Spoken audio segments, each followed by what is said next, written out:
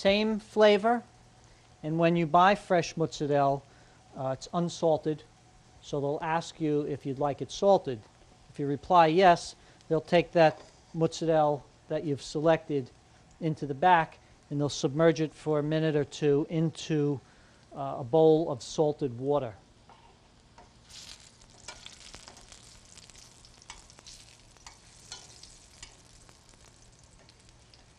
Okay, I think we're looking good here for our eggplant.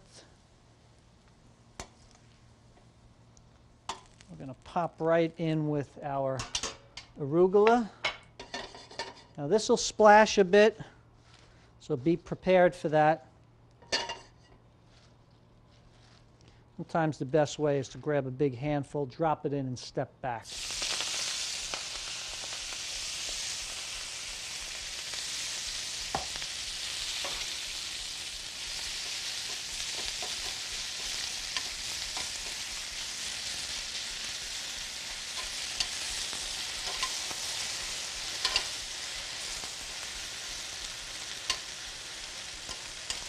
We are just wilting this down a bit.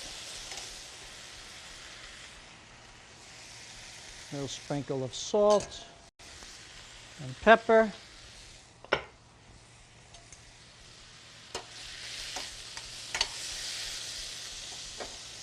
Okay. And we're done. I'm going to put this off to the side for a second. And Barb, can I have my mozzarella bowl and gittaro?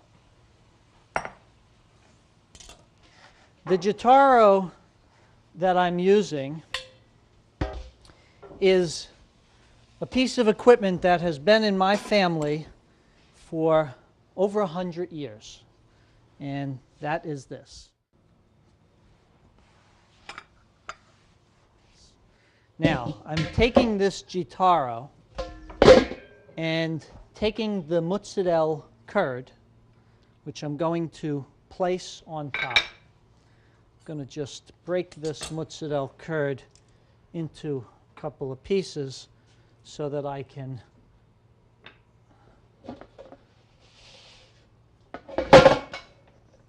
push this through, and you see that it cuts it up really fine.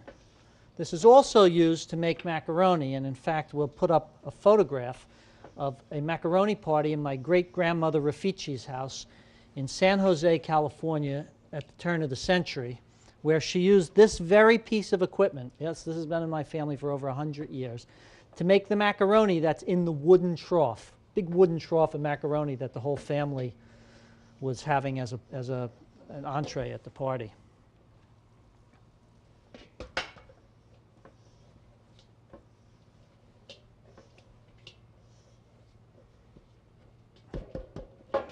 Okay, once we're done with the gittaro, thanks, Bob. Here's where it gets tricky. I need my paddle. I'm smelling beef Wellington, so I figured it might be time to take a peek. And these are perfectly browned. I'm going to take them out and just set them aside for a minute. We need our paddle, and we need some almost boiling hot water.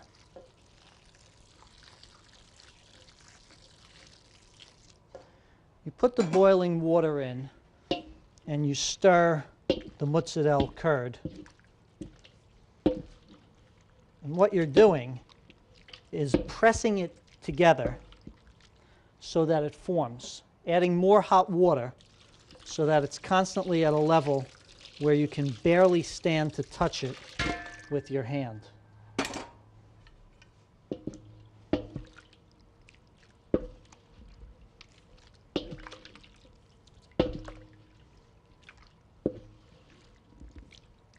What you're doing is you're taking this curd and you're separating a bit more whey out of the curd. That's why you need this water just about the point where it's going to scald your hand. And we're not talking the average hand. So if you've ever seen these old Italian cooks, they have hands like iron. See, this is coming back all together now. And you're just massaging it so that it gets nice and smooth.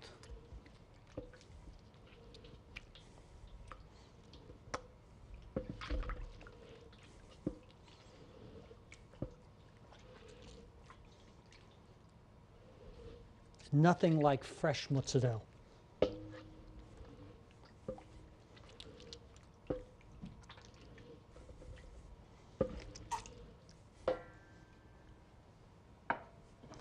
Now I'm just going to work this with 2 hands.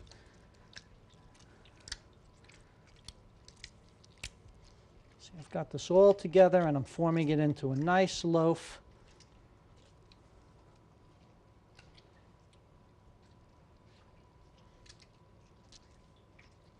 Then we're going to turn it solid. Barb, could you take this bowl for me? Thanks. That's my mozzarella bowl.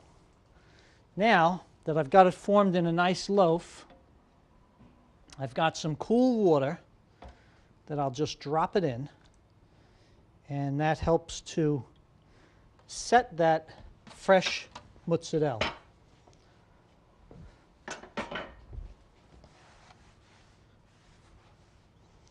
We roast a pepper by taking our pepper and placing it right on the range and charring the entire outside until it's black.